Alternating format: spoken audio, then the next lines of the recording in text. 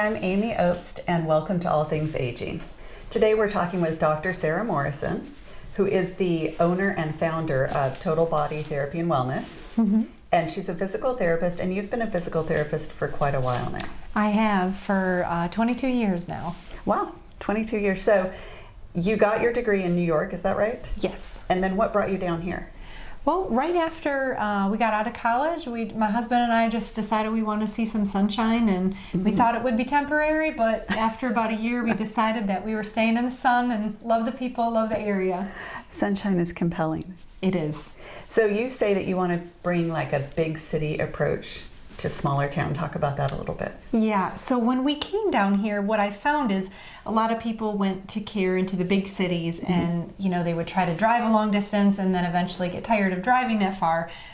So then they just wouldn't get treated.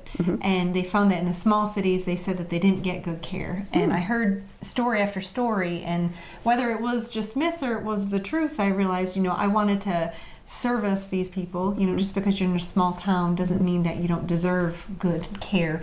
So we wanted to just bring good quality care that we could have opened in Raleigh or Charlotte, but just bring it local to Harnett County. So before we get into today, we're talking about myths in physical therapy. But before we get into that, you have written multiple books. I have, yes. So we've got some of them here, and we'll link to the great. books below so that you guys have access to seeing them. Tell me a little bit about what your motivation was to start writing and what you've been doing with the books. Yeah, so one day my husband and I were just talking after work, just thinking, I wish there was more time to really get people to understand what's going on with their body, why they need to do what we're telling them to do. And so we were just trying to think of how can we get this across to people. So we figured what we had to give was knowledge. So we started two different things. We started doing workshops every month, completely free, where we just sit down for an hour, talk to people about various different topics. We do at least 2 a month at the clinic.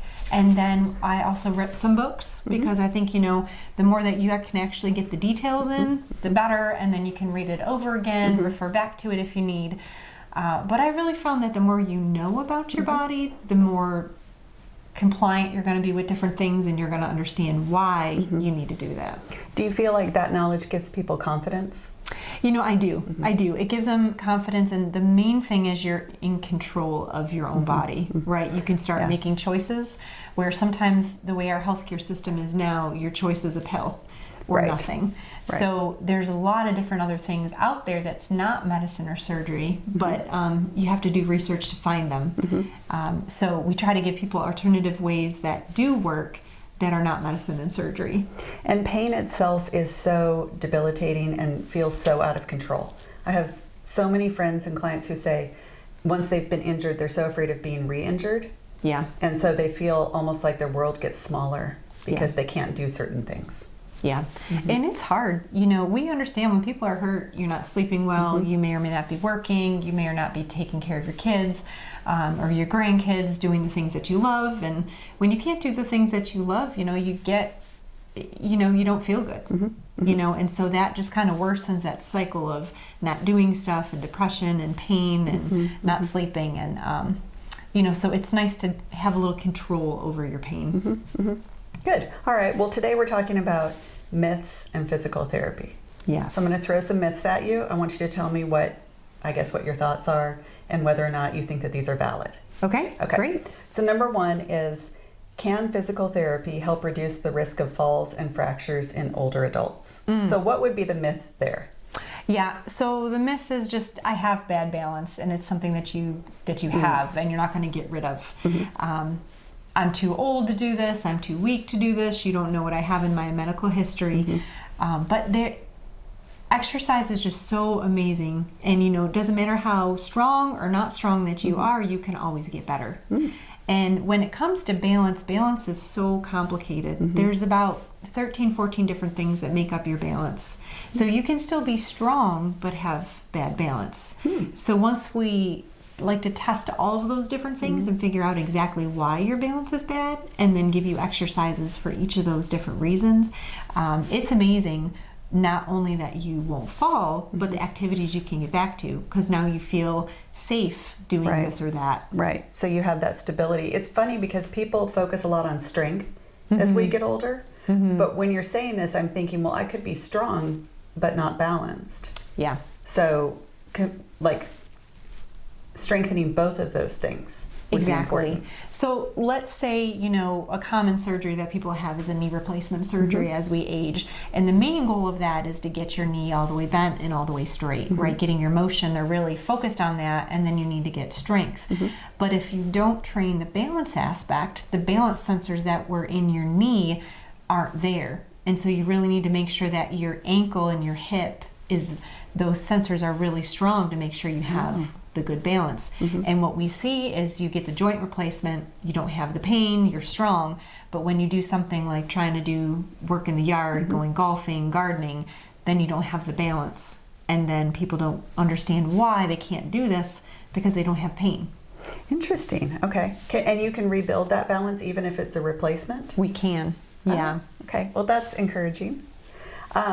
Is it a myth that physical therapy only helps after an injury rather than preventing injury in the first place? Yes, that is a myth. So physical therapy can get you better to where you are. So we don't have to wait. That's one of the main things I say, you know, when people have bad balance, let's not wait for you to fall. Let's not wait for the injury. Let's go ahead and fix it so you don't have that injury. So what you're saying is that physical therapy can improve mobility and independence in older adults. Correct. Okay, talk a little bit about that. Yeah, so a lot of times the mobility is one of the main things that you fall. It's one of the main things that people stop doing what they need to do. So figuring out exactly where the stiffness is, where the weakness is, we can work those areas and get you feeling stronger and more confident when you're doing the things you love to do. Okay. Is it true that older adults should avoid weight-bearing exercises to protect their joints? That's a good one. Yeah, that is a good one. So there's a lot of different reasons that we want to bear weight. You know, if we don't bear weight, the muscles and the bones are going to get weaker. By straining them the right amount, you're going to start to build bone, build muscle, build strength, but not aggravate. So you can overdo it. Certain things we want to do less weight bearing, but if we don't weight bear, you're not going to be confident when you're walking and moving around. What about, like, let's say, for example, military. I see a lot of military who come in and they have just pain everywhere. From jumping out of airplanes, rucking for miles and miles at a time. Can they decrease that pain and continue to do weight-bearing exercise? Yeah, they can. And you know, that's where the skills of a physical therapist come in, because when you go to the gym and it hurts and you do certain things and it hurts, you stop. And usually what we need to do is find different exercises that are going to strengthen without flaring up the pain. You know, start from level 1 and move up and then work your way back. Where sometimes people jump in at the wrong level. Do you think people sometimes overwork certain muscles or parts of the body at the expense of others? Yeah, definitely. Definitely. Because the body wants to do what you want to do. So if you want to go for a walk, it's going to make you walk, whether you're walking the right way or the wrong way. You know, and so if you're walking and a certain muscle hurts, your body's going to figure that out and it'll use a different muscle to walk. So then that muscle gets overused while the muscle you're not using is underused. And eventually that will lead to decrease in your mobility and increase in pain. That's true. My heel's been hurting and I can feel like a slight shift. Do you know what I mean? Yeah. In how I'm walking and how my body is compensating. Yeah. Is it true that older adults should stick to low impact exercise, or can higher impact activities be incorporated into their physical therapy? Yeah, and it would depend a lot on your medical issue. You know, if you have an issue with your body that causes us to not weight bear as much, that might be one thing. But a lot of times we can start out with the non-weight bearing and then slowly increase you to the weight bearing. And with a physical therapist, since physical therapists are doctors now, they're going to know which issues are going to be okay to weight bear, how much to weight bear, and walk you through that. So does weight bearing necessarily mean high impact? So the more weight bearing and impact that you have, the more strain. But you do need some level of strain to build.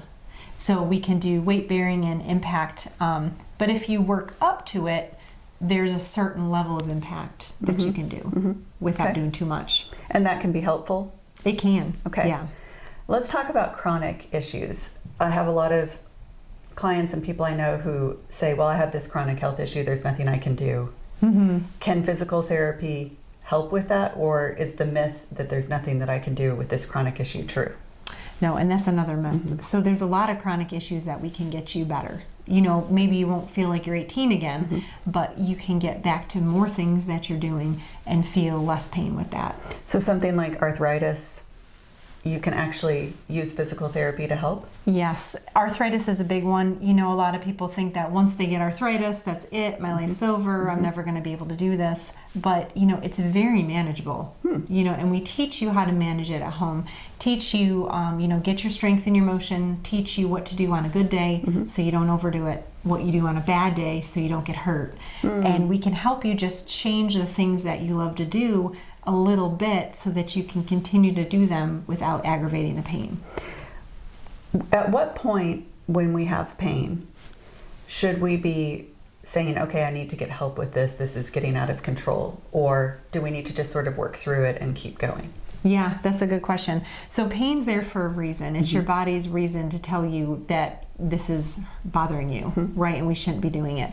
So anything that makes you say, ouch, squinch your face, hold your breath, that we shouldn't be doing. So we should stop. Usually what I say is if it's 2 weeks and it's still continuing, it's time to get some help. Okay. So if you're hurting real bad, you rest, you put some ice on it, decrease what you're doing. If it's going to get better, it should be better in 2 weeks. You should see some improvement. If you're really not seeing improvement, or it's just a lot slower than you think it should be, then it's time to get some help. Okay. All right. Are there any outdated beliefs about aging that might prevent older adults from seeking physical therapy when they could benefit from it? Oh, yes, definitely. I've heard, I'm old, I can't do this, I'm old. I've heard that so many times. But the thing is, I've had people in their 90s. I've had, my oldest patient was 102. Wow. And you can always get better. You can always move around. Your goals might be different, right? Maybe you don't want to run a mile. Maybe you don't even want to walk a mile. Sometimes they just want to be able to get dressed and undressed easier, not feel unstable when they sit on the toilet. So there's always time that you can improve. And while you're still here, we want you moving and feeling the best that you can. So this is really quality of life. Yeah. At this, we can improve quality of life and feel better, even if we can't do the things we used to do. Exactly. And sometimes we can actually go back and do the things we used to do. Right. What's been your most surprising, patient where they were surprised by what they were able to do? Yeah, a lot of, I would say, we had one woman, I saw her on and off for years, and she was in her 90s, and her main goal was to stay in her house. And her house had a couple different levels, where it would be a step up to one room and a step down, and then she had, I think, maybe at least 3 steps into her home through the garage, which was the least amount of stairs. And so she was really afraid to fall, because if she knew if she fell, she would go into the nursing home and she might not come back out. So she was so afraid that she didn't want to do much and she didn't trust herself. So once we got her confidence up and she would do things with the therapist, we would slowly increase what she could do in therapy, slowly increase what she could do at home. And she stayed in her home well into her mid-90s. Wow. Yeah. Wow. Yeah. Was so she that was surprised wonderful. by her progress? She was. Yeah. She was. And she was very active and she was very social. So we kept her all the time that she was home able to go out and do things that she wanted to do. Go to sports games and go to the grocery store and, book club with her friends and things like that. So we kept her active as long as she was, medically fit to stay in her home. Nice. What is the biggest myth out of all of these that you think is the barrier for people seeking help? Yeah. I think the biggest thing is, that worked for someone, but you don't know what happened to me. You don't know, what my medical history is like. You don't know the injuries that I've had. You don't know this or that. Although we might not, I've seen people walk that never should have walked. I've seen people do things that the doctors said that they would never do. I never say that you can't do anything. We keep on working, and as long as we're making progress, there's hope. But I think people, it's really your own hope and your own belief. I think that's the main limiting factor sometimes. I've had a lot of people tell me, my doctor said that there's nothing I can do here, and I think maybe there isn't any surgical option. Yeah. But there is still something maybe that can be done to improve. You might not feel completely better, but you can feel better than you do right now. Yeah, exactly. And that's one of the things I was referring to where, you know, there's different things that can be done, you know, deep tissue laser, soft wave, dry needling, massage, kinesiology tape. There's so many different options that most people have never heard of. So you don't have to go to the pills. You don't have to get the surgery. A lot of these things work for people that were told surgery's not an option for you. So it's like, okay, what else? How do we get this pain? How do we get you back to doing what you want to do? Right. And then the physical therapists that are familiar with these things are able to help you say which, you know, thing might work for you. That's my son played soccer and his knees were hurting, and it was just a growth issue. Yeah. And so they taped his knees, and he was able to continue playing without pain until his body kind of caught up to his growth. Yeah. So there's a lot that can be done that we don't think about. Right. Something simple, like you said, like putting tape on your knees. It's amazing what you can do and how much more function you can have just with something simple like that. Right, right. Well, thank you. I've learned, you know, I have 1,000 questions in my head and I could continue asking you, but hopefully we can get back together and talk about because each book has a theme that you talk about, and like pelvic floor, arthritis, all of them I feel like are so relevant for so many of us. Wonderful. So I'd I love love to that. have you back. Thank you. Thank you so much. Yeah, thank you.